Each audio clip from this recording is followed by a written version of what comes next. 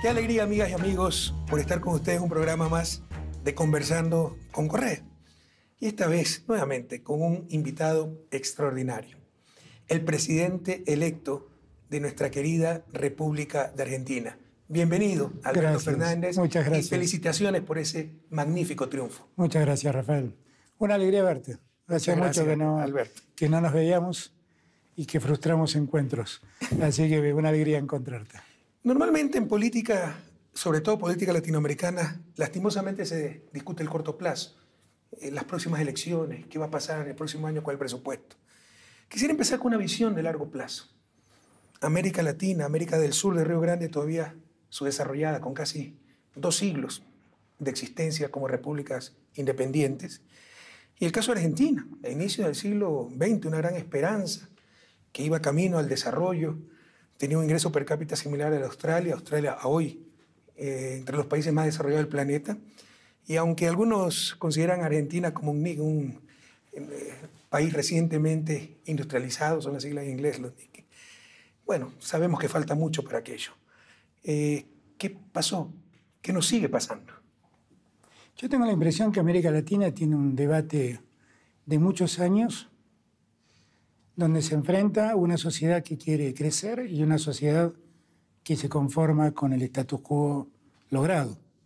Cierto patriciado, cierto sector dominante de las sociedades que lo que más necesitan es que nada cambie, porque allí está su ventaja. Y esto se repite en muchos lados de América Latina. En Argentina, a esa sociedad le salió un grano, como digo yo, ¿no?, que fue el peronismo. El peronismo fue un movimiento político que le dio derechos a toda la parte de la sociedad que estaba olvidada. Pero el día que nació el peronismo, nació el antiperonismo, porque vieron en riesgo sus ventajas, sus privilegios. Y esa pelea sigue hasta el día de hoy en Argentina. Entre los que quieren preservar sus privilegios y los que queremos una sociedad más igualitaria. En el resto del continente no es muy distinto lo que pasó. El debate sigue siendo exactamente el mismo. Es lo que uno ve en Chile, ¿no? Yo todos estos años, yo tengo muchos amigos chilenos, lo sabes, y tengo una gran admiración por la dirigencia política chilena. Lo que me llamaba la atención es que los dirigentes más progresistas de Chile me decían que no podían resolver el problema de la igualdad, que en verdad el ingreso chileno quedaba concentrado en muy pocas manos. Hizo falta que el 1% de Chile se lleve el 30% del ingreso para que Chile explote. Ahora, en todos estos años, Chile era el modelo. Nos decían que debíamos hacer lo que hace Chile. Y la verdad, cuando uno miraba la desigualdad que había en Chile, uno decía, el milagro chileno no es la economía de Chile. El milagro de Chile es la paciencia de los chilenos. Y ahora el aumento del metro hizo explotar a Chile.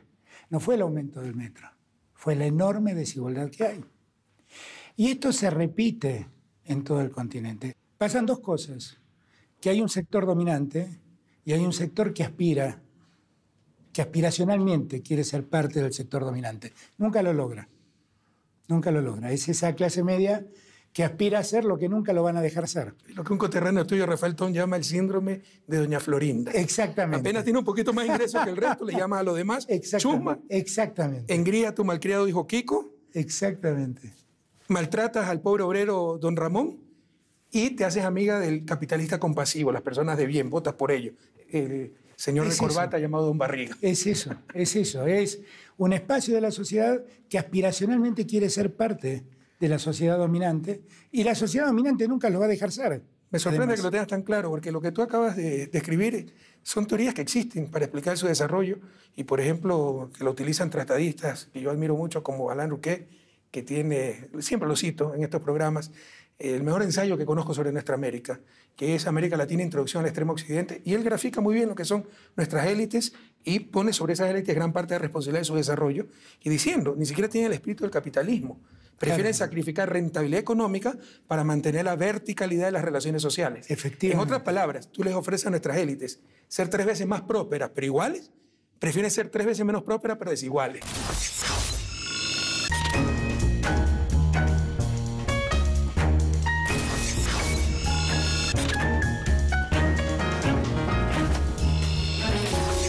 Mira, no hace mucho tiempo atrás, avalando lo que decís, tuve una reunión en Buenos Aires con un empresario argentino.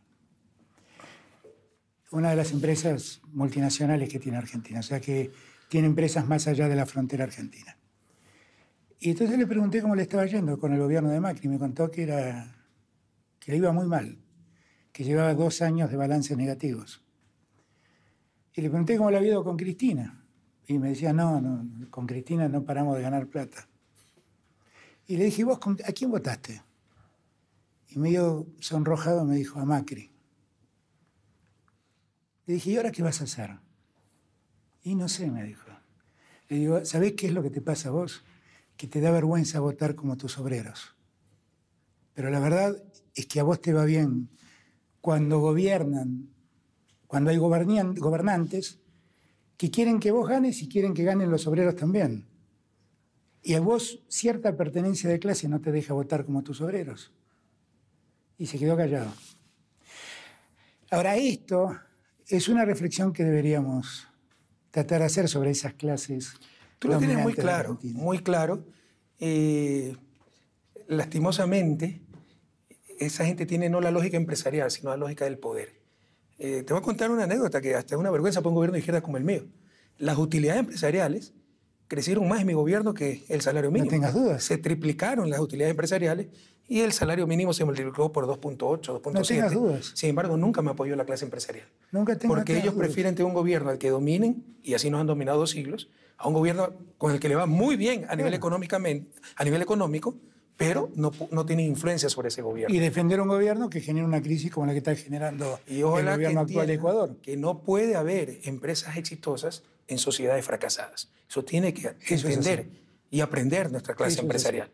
Volviendo a factores coyunturales con respecto a Argentina, una victoria en una sola vuelta, algo muy difícil en una región como la latinoamericana. ¿Cuáles fueron los factores para esa hermosa victoria del Frente de Todos? Mirá, yo creo que la gran causa es la unidad del campo popular. Nosotros, desde el año 2013 en adelante, empezamos a dividirnos y nuestra división ayudó a que Macri gane. Cuando yo también tomé distancia de Cristina en su momento y fui muy crítico a muchas cosas de Cristina, volvimos a reencontrarnos con Cristina después que Cristina perdió las elecciones de octubre del 2017. Y volví a hablar con ella. Y en esa primera reunión le dije, nosotros no podemos seguir divididos porque eso solo es hacerle un favor a Macri. Y favorecer a Macri es lastimar a los argentinos. Y empezamos el trabajo de la unidad. El trabajo de la unidad no era posible sin Cristina, porque Cristina es hoy la dirigente objetivamente más seguida en cantidad por argentinos. Y si ella no era parte de la unidad, lo que quedaba era un remanente, en el mejor de los casos, igual al de Cristina, pero divididos éramos menos que Macri. Entonces empezamos un trabajo con Cristina de convocar a todos. Y todos tuvieron la buena voluntad de acercarse y de volver a sumarse. Y todos entendimos que la no unión nuestra conducía una vez más a la derrota del campo popular. Entonces todos se dieron. En ese proceso de unidad, Cristina fue determinante. Porque si Cristina no hubiera sido parte de esto, no estábamos hablando de una victoria.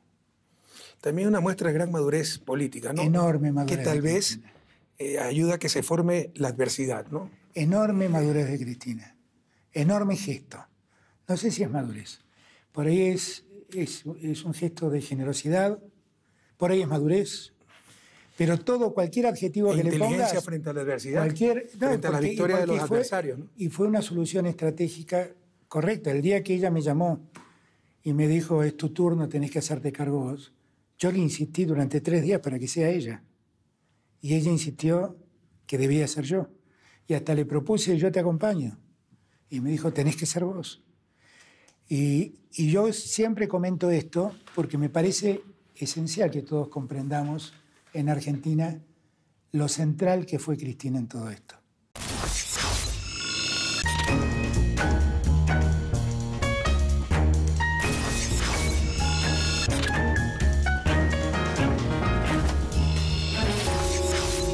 Felicitaciones por esa responsabilidad mostrada, por tu generosidad hacia Cristina, ¿no? No. Y tu humildad frente a ese maravilloso triunfo que has tenido. Pero recibes un país quebrado. Sí, claro que sí. Las cosas han ocurrido de tal modo que hoy enfrentamos problemas que jamás se nos ocurrió que podíamos tener. Por ejemplo, cuando Cristina dejó el gobierno en el año 2015, el gobierno tenía algunos problemas. La Argentina tiene algunos problemas. Inflación, pocas reservas, un dólar muy contenido, porque los argentinos tenemos este tema de demandar dólares como moneda de ahorro, pero no teníamos un problema, que era la deuda. La deuda en Argentina representaba el 38% del Producto Bruto. Y la deuda en dólares era el 13% del Producto Bruto. No teníamos ese problema. Macri llegó y con el argumento de que tenía que resolver el problema del superávit fiscal, empezó a tomar deuda. Y llevó la deuda a términos insospechados. En 1 año y medio, no en 20 años, en 1 año y medio. Y llegó un punto en que el mercado le dijo, no te presto más plata porque no me la vas a devolver. Entonces, ¿qué hizo Macri ahí? Le fue a pedir plata al Fondo Monetario. Y el Fondo Monetario le prestó a Macri 57.000 millones de dólares, que representa el 60% de lo que tiene prestado al mundo. O sea, el 60% de lo que le ha prestado al mundo es solo en un país que se llama Argentina. ¿Por qué lo hizo? Para sostenerlo a Macri. Para que Macri pudiera sostenerse. La campaña política más cara de la historia de la humanidad es la de Macri. A los argentinos nos costó 57.000 millones de dólares. Y por eso yo quiero que el mundo entienda lo que pasó. Por eso lo quiero plantear de este modo. Porque en el estado en el que estamos tiene culpa Macri, tiene culpa el fondo. Porque cuando el fondo empezó a prestarle dinero a Macri, le advertimos lo que estaba pasando. Para que vos tengas noción de esos 57.000 millones de dólares, hasta acá nos han dado 45.000. Y se fugaron del sistema financiero 40.000. Sí, ¿cómo puedes imaginarte con tremenda deuda adquirida del fondo tan bajas reservas? Yo ¿no? entiendo Quiere decir que hubo fuga de capitales por otro lado. Frente a esa deuda, que hoy en día representa el 95% del Producto Bruto. El coeficiente de deuda PIB. Frente a esa deuda, yo creo que nosotros vamos a tener una negociación difícil, pero ¿sabés qué es lo que O sea, los 57.000 millones del fondo no los van a poder pagar, ya lo reconoció Macri. No, sí, bueno, Tendrá que hablar con el fondo, ya que tocaste ese tema. Trump te llamó a felicitar y dijo que iba a dar las instrucciones al fondo para que te apoye. Pero se supone que el Fondo Monetario es una institución multilateral que no depende de ningún país. Sí, pero ¿Cómo puede un presidente llamar a decir, oiga, atienda a este nuevo gobierno? Porque en algún momento alguien dio instrucciones políticas de préstenle a la Argentina porque la Argentina no la necesita. O sea, no nos engañemos, el Fondo Monetario es un instrumento de política exterior de los Estados Unidos. Y donde ha metido la mano el Fondo Monetario, ha quebrado ese país.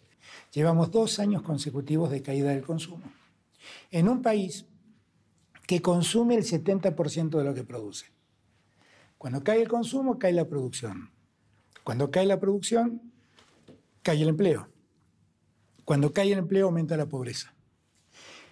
Macri va a dejar 5 millones de nuevos pobres. 40% de la población argentina debajo de la línea de pobreza. Ese es el resultado de Macri.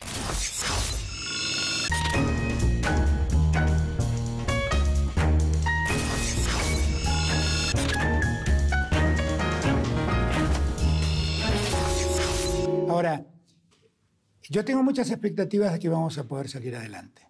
Básicamente porque tenemos la verdad. Y porque todos saben que han sido cómplices, que el fondo ha sido cómplice de lo que ha pasado. Lo sabe todo el mundo. Lo saben los líderes europeos, que en aquel momento se quejaron de los préstamos que estaba dando el fondo. Lo saben todos. Yo confío en que vamos a poder tener una negociación cierta y vamos a explicar esta verdad nuestra, porque lo que queremos es pagar, no pagar, ¿eh? Porque esta es una deuda contraída por un gobierno democrático. Nosotros pagamos una deuda que incluía la deuda que habían tomado todas las dictaduras desde el año 57 hasta que nosotros llegamos. Y aún así pagamos. Y cuando llegó el momento de asumir la deuda privada, también asumimos esa deuda contraída por las dictaduras, cuestionándola y demás, pero asumimos. Acá no podemos decir nada, fue un gobierno democrático que en 2 años hizo este estrago. Pero yo creo que la comunidad internacional lo entiende y yo creo que nos van a acompañar. Y Argentina se tiene que poner de pie. Pero en verdad, Rafael, yo también no quiero ser egoísta. Yo siento que desde que esa década terminó, América Latina vive un proceso de desintegración creciente. Hay un montón de acuerdos regionales que ninguno se respeta. No se respeta ni el Acuerdo del Pacífico, ni el Acuerdo del Pacto Andino, ni el Mercosur.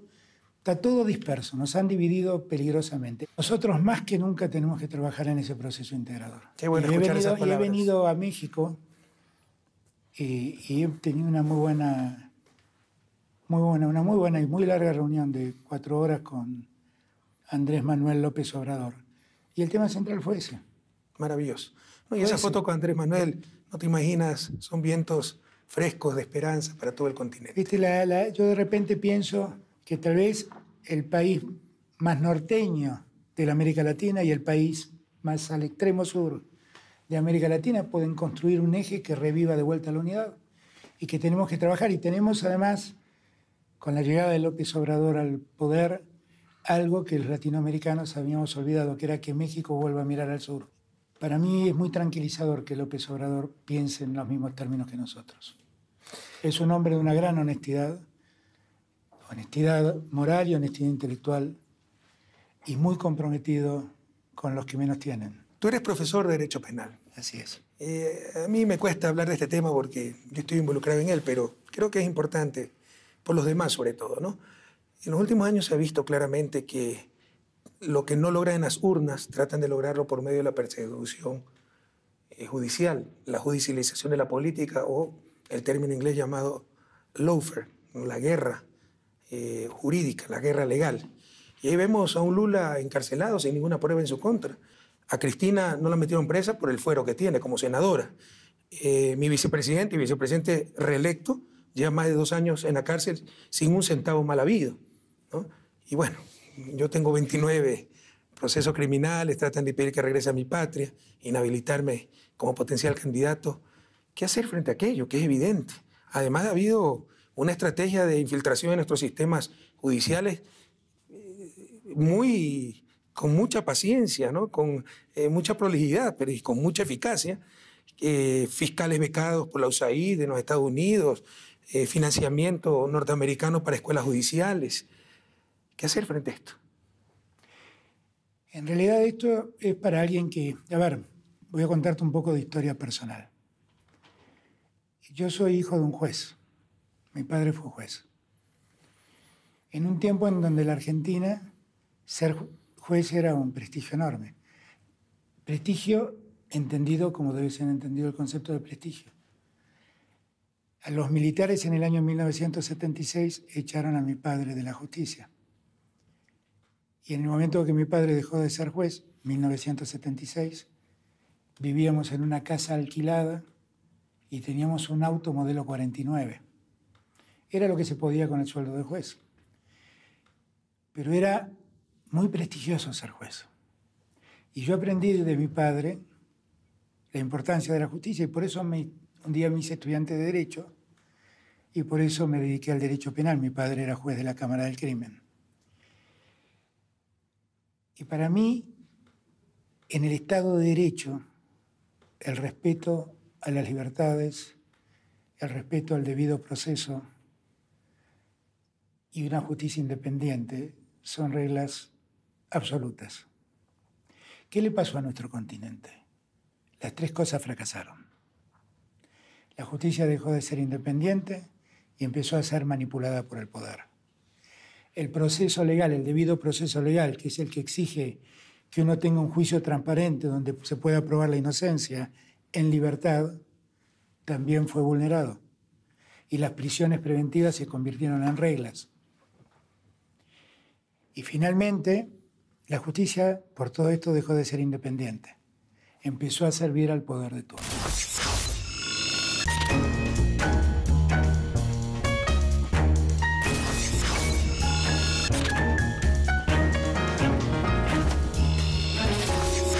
Esto se ha visto en varios lugares de América Latina.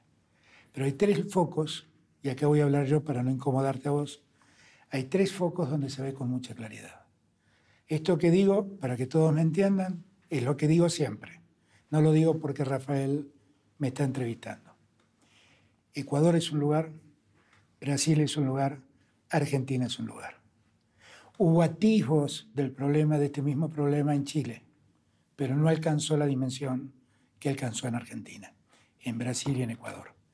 ¿Qué ha pasado en estos lugares? Vamos a tomar estos tres lugares. En los tres lugares hubo primero un cambio de reglas en los procedimientos y se instituyó lo que en Brasil llaman la delación premiada, lo que nosotros llamamos el derecho del arrepentido, el imputado arrepentido, y lo que no sé cómo se llama en Ecuador. Cooperación eficaz. Cooperación eficaz. ¿En qué consiste eso? Consiste en que alguien que está imputado y acusado de un delito, si delata a otro, mejora su condición penal. En Ecuador le pueden reducir hasta el 90% de la pena. Bueno, quien, por ejemplo, le dijo a Lula, dijo que Lula era dueño del departamento por el que termina siendo condenado, redujo su sanción de 8 a 5 años. Y con eso recupera su libertad. Ahora, ¿qué es lo grave de todo esto? Primero, que había una tergiversación del procedimiento. Lo que pasa contigo es un hecho vergonzoso. Lo que pasa con Glass es un hecho vergonzoso. Porque en verdad vos ni siquiera pudiste ser sometido a un proceso legal suficiente. Lula, para que todos entiendan, ha sido acusado de tener un departamento que supuestamente le dio una empresa constructora, subsidiaria de Odebrecht. Ahora, lo más llamativo es que no hay ningún papel que diga que efectivamente Lula compró ese inmueble. No hay un boleto de compraventa, no hay nada. Le dijo que no lo conocía. Claro, no hay nada, no hay ningún documento. Y un fiscal declaró que esa es la prueba de que además de ser propietario, lo está ocultando. Claro, pero no hay nada, no hay absolutamente nada. Pero hay algo peor, Rafael. ¿Sabés lo peor? Lo peor es que la justicia que le dijo a Lula que era dueño de ese departamento, ejecutó ese documento para cobrarle la deuda a otro. O sea, dijo, ese otro es dueño del departamento y para cobrarle la deuda remato el departamento. Pero si si el departamento era de Lula, ¿por qué se lo rematan al otro?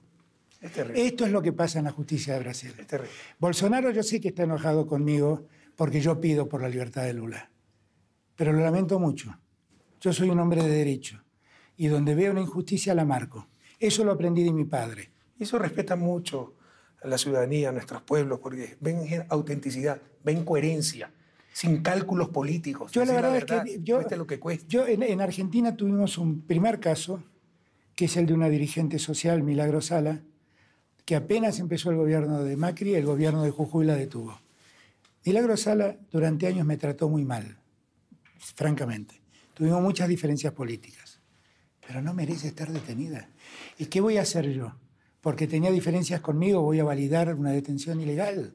Eso no se puede hacer. Es que eso es falta de ética. Eso no es vivir en un Estado de Derecho. Por favor. Eso es no vivir en un Estado de Derecho. O sea, no por vencer a mi adversario político decir que es ladrón, si no es ladrón, por favor. Y así se Estamos destruyendo los cimientos mismos en nuestra sociedad. Se vulnera del peor modo el Estado de Derecho. ¿Sí? Y el lawfare, que es utilizar a la justicia en favor de la persecución del otro, lamentablemente, en Ecuador, en Brasil y en Argentina, se ha visto con toda claridad.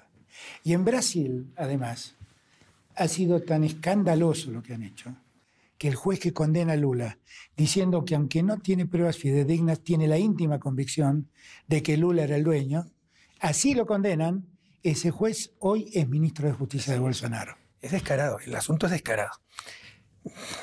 Bueno, muy interesante escuchar tus reflexiones viniendo de un profesor de Derecho Penal y hoy presidente electo de Argentina. Ya tu triunfo fue una gran esperanza.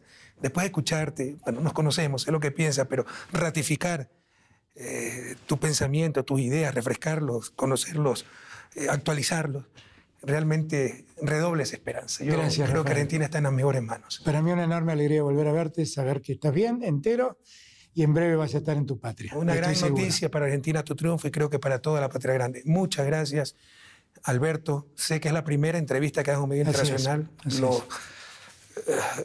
Sos mi agradezco amigo, sos mi amigo. lo agradezco No puedo profundamente. negarme nunca, sos mi amigo. Y mucha suerte en Gracias. esa inmensa labor, en ese inmenso desafío que tienes de sacar adelante a nuestra queridísima Argentina. Y a ustedes, queridas amigas y amigos, hasta un próximo programa de Conversando con Correa.